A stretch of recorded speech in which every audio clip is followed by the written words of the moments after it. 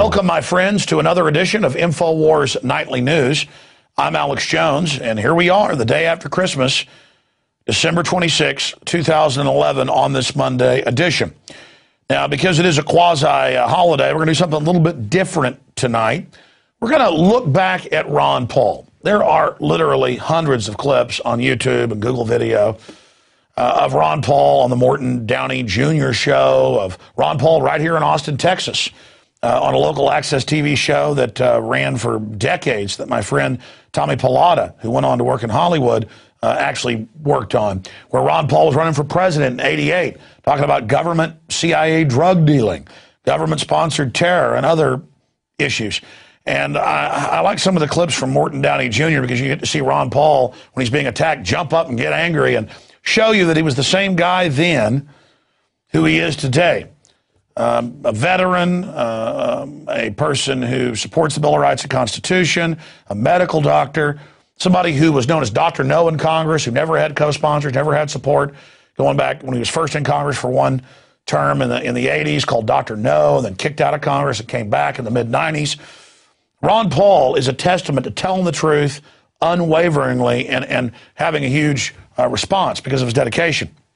He's 76 years old now. And he's the only person who isn't a total globalist. In fact, he's not a globalist at all. You look at Newt Gingrich, look at Mitt Romney, they are a joke. So here are some excerpts of an interview here in Austin and, of course, on other shows that he appeared on, because he's the same guy he was 20 years ago, 25 years ago, 30 years ago. And I think it's important to get this video that you're about to see out to everybody so they can really get an idea of who Ron Paul is. And seeing him when he was a younger man is just amazing, and then to see where he's come today. And it just makes me think about how, if I have the privilege and am blessed enough to be alive in 25, 30 years, who knows what battles we'll be in together over that period of time. We may actually defeat these globalists if people don't listen to the bought-off Christian churches that tell them it's the end of the world and go ahead and give in to tyranny because that's the way it is. People actually wake up and do the right thing. We can certainly turn this ship around. Don't ever forget the parable and the story of Nineveh and their 100-year bereave. Here is excerpts of Ron Paul from more than 20 years ago. In fact, some of these clips are more than 25 years old. Here it is.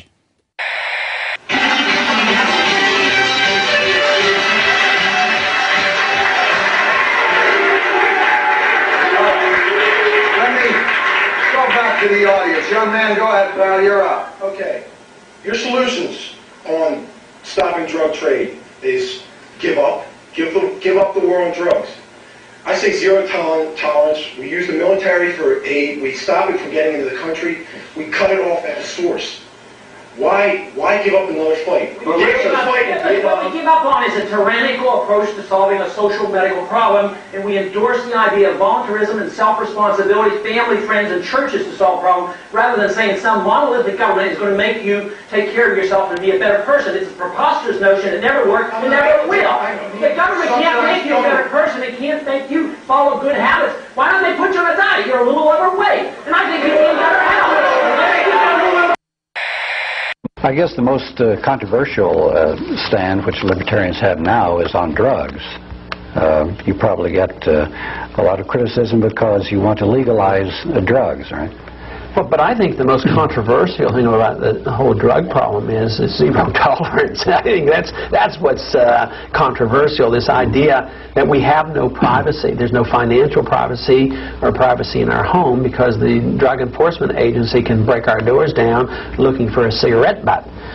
They confiscate cars and boats, and houses are bulldozed down, all in the name of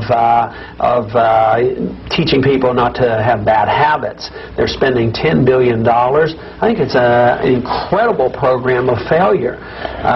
So the controversy is really in the hands of the government, Democrats and Republicans, who are saying the same thing, and each party tries to outdo the other, and they're actually absolutely obsessed with this.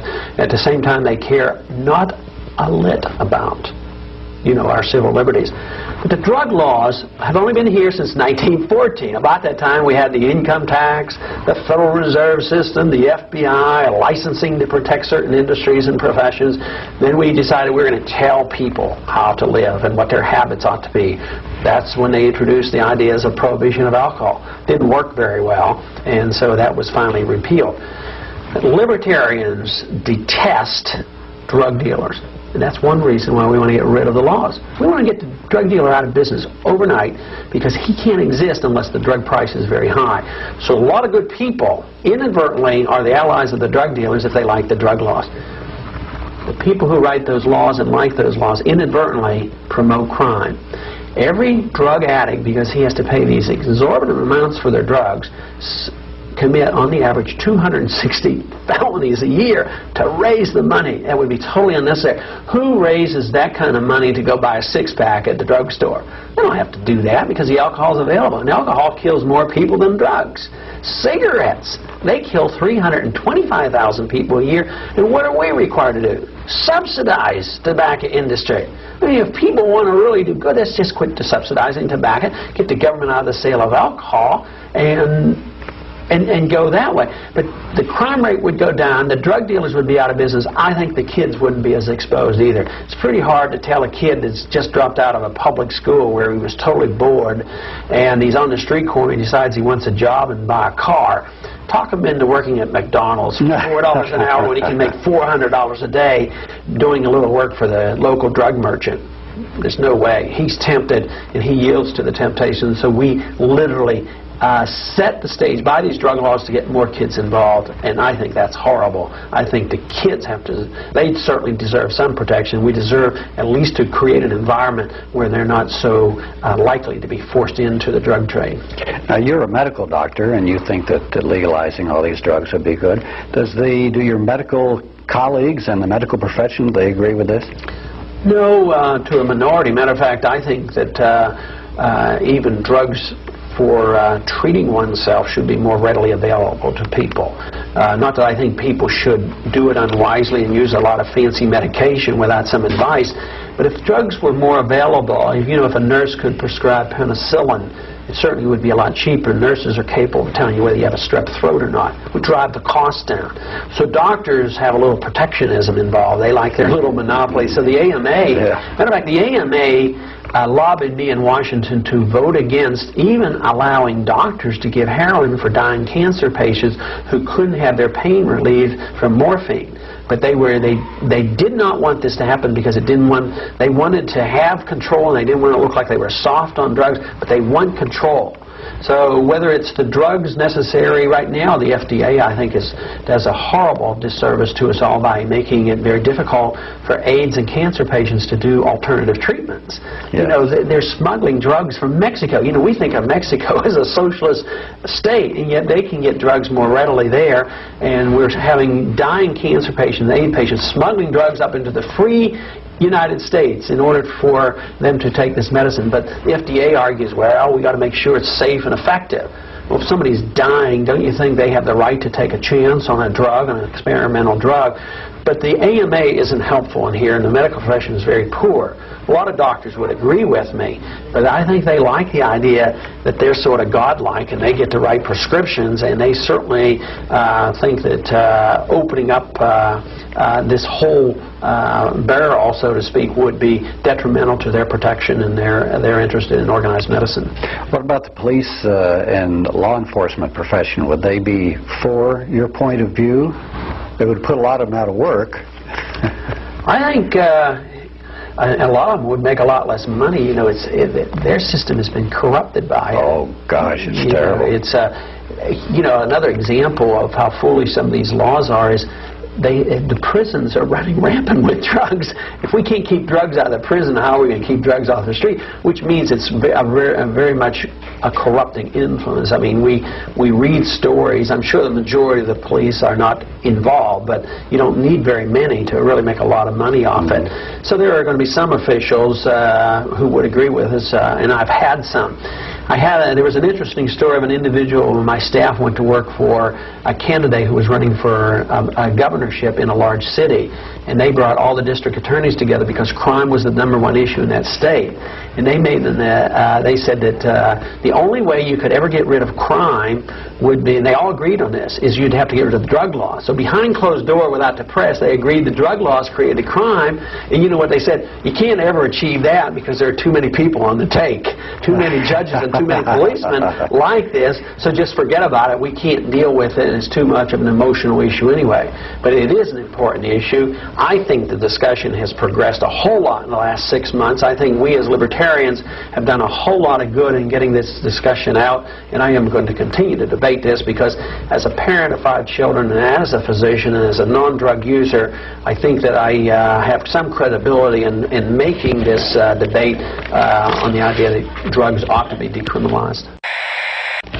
Let's talk about what could be the most explosive issue of this campaign if the mass media would get a hold of it and do something about it, but they're covering it up. And that is you were talking about the government involvement in drugs. There have been government investigations, there have been private investigations, and we've interviewed a lot of people, ex-CIA people, who have talked about the CIA involvement in drug operations for many decades. It's public knowledge, though once again the media are not saying anything about it, that Oliver North and his people involved with the Contras have been running drug operations, cocaine primarily, bringing it back into the United States. And there are other investigations which show that George Bush's office, Donald Gregg particularly, and the people he was working with, have been supervising an enormous drug operation, which once again was sending illegal arms down to the Contras and elsewhere, and bringing cocaine and other types of drugs back into the United States. But neither the Democrats aren't talking about this. Now, are the libertarians talking about this, and did they put this into the framework of the drug law situation that you're talking about? We talk about a whole lot. Of course, we always have the trouble of getting the attention that we think it deserves. There have been a few Democrats have talked about it. Senator Kerry's office has done some work. He's done a lot of the investigation. Right, and I think he's on to something, and I think we've gotten some other information too, of course, that the CIA has given Noriega over the years $200,000 a year. Oh, yes. And they kept feeding him money, even when Bush was the head of the CIA. I think George Bush is deep into it, well over his head. Somebody asked me once if I thought George Bush knew about as much what's going on as Ronald Reagan. I think George Bush knew a lot more about what was happening in the CIA, because I think Reagan was probably more removed from it, I mean, just by his own personality and maybe his age or something. But I think George Bush, through his office and through the fact that he was a member of this, head of the CIA, I think he was very, very close to it. He knows exactly what was happening, and I believe the rule that once a CIA member, always a CIA member. And I think it's awful interesting. Can you imagine? It would alarm a few of us in this country if all of a sudden we knew that the leader in the Soviet Union would be the head KGB agent, and here we take our head CIA agent and put him, potentially the head of our entire country. Unfortunately, I wish that we could get this information out, and I continue to talk about it, but I sadly believe that there will be very little said, which means that the Democrats aren't doing it, that means they're involved too. They're involved also. And I don't think there's any doubt about it. I mean, it was even some of it got reported in the Iran-Contra scandals. We did know that there were drugs involved, and they were selling drugs back and forth. I think that might be the #1 reason for the drug laws. I mean, they use and play on the good people of America to support them, but I think the #1 reason is not to have high prices for some two-bit drug dealer, as much as to raise the funds necessary for governments to do illegal things, whether it's some terrorist government someplace or whether it's our own CIA to fund programs that they can't get Congress to fund. I think it's tragic, and the sooner we get rid of the drug laws, the sooner this would end. Record for civil liberties for libertarians, to my mind, is very good. And even I think it was the last interview we did with a Libertarian candidate for president, said he would abolish